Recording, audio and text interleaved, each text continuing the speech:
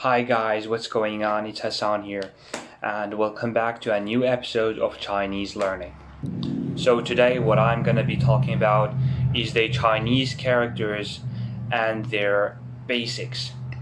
So firstly is the individuality of the characters. Second, the order of the characters in some sentences. I'll list some examples. And the third one is strokes, which means 笔画 in Chinese. And the fourth one, radicals, which means 部首 in Chinese. Alright, let's talk first about the characters. What makes it so special? Their meaning. So if you look here, the Chinese characters are some kind of a logogram, which are written symbols that represent words instead of sounds. And also earlier, there were some kind of pictographs, which are simple pictures used to mean some kind of thing or idea. That's the meaning, a character. Alright, so obviously there is no letters or words in this language. There are only characters. So basically, if you want to represent a word's meaning in other languages, you'll have to use one or two characters to represent it.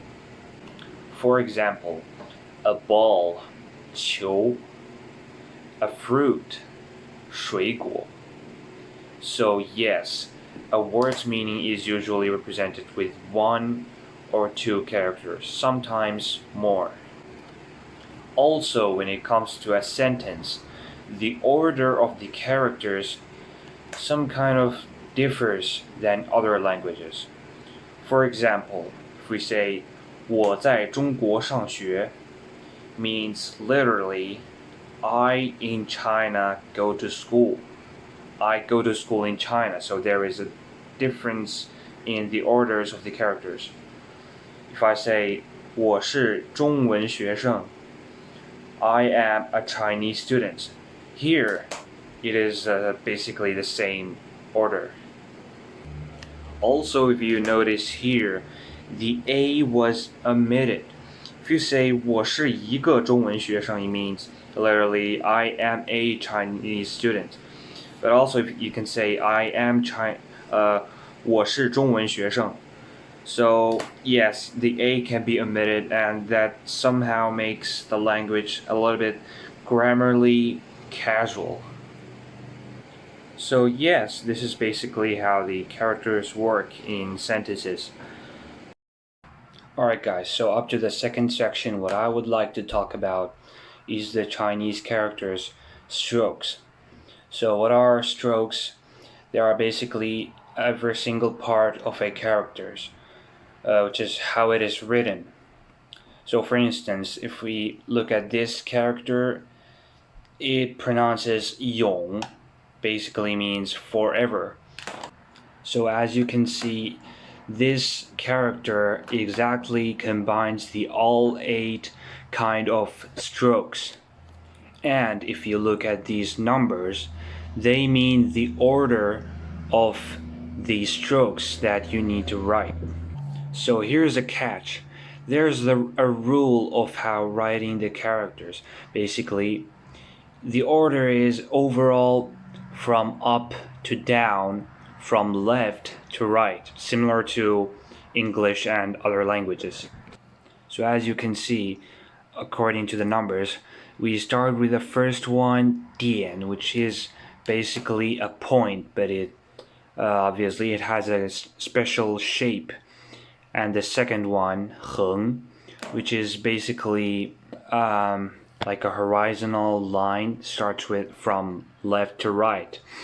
And you look at the third one, 竖, which is a vertical line from up to down. And you have the fourth one, 勾, just looks like this shape, and like according to the order, you can see the other ones.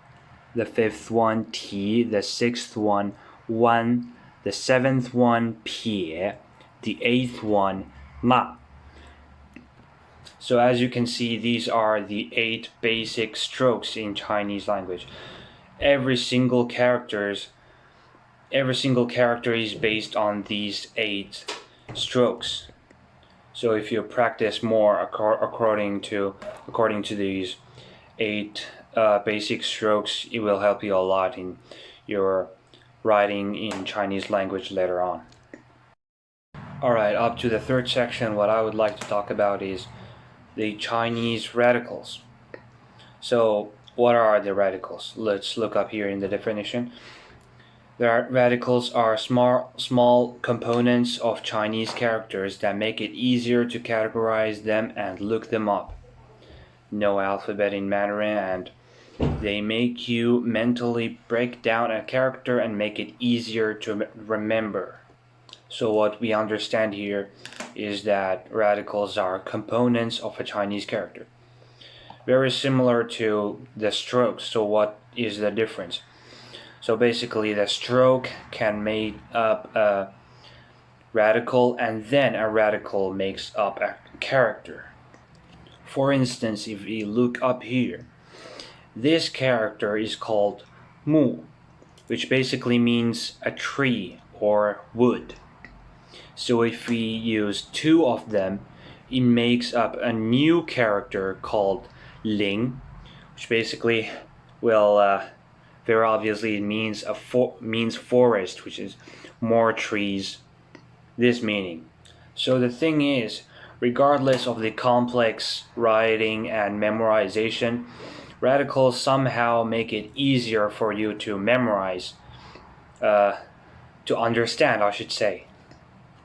Another example, if you look at this character, xing, which means heart.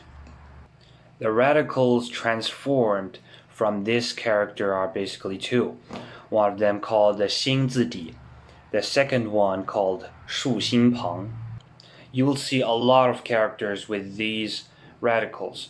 So they basically bring up the same meaning, with meaning the mood or a feeling. For example, if you look at this one, yi means memorization, and if you look at this, jing means horror. This one, kong, means the same thing, terror or horror, and this one, bei, means sadness. And this is how radicals, 偏旁, bring their own meaning and make up the characters.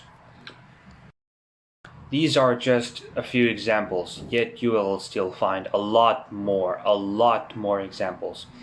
All that you can do is just step by step learn them and recognize them, memorize them, and yes, and there you go. Alright, to summarize, let's see what we have talked about in this video. First one, the individuality of the characters.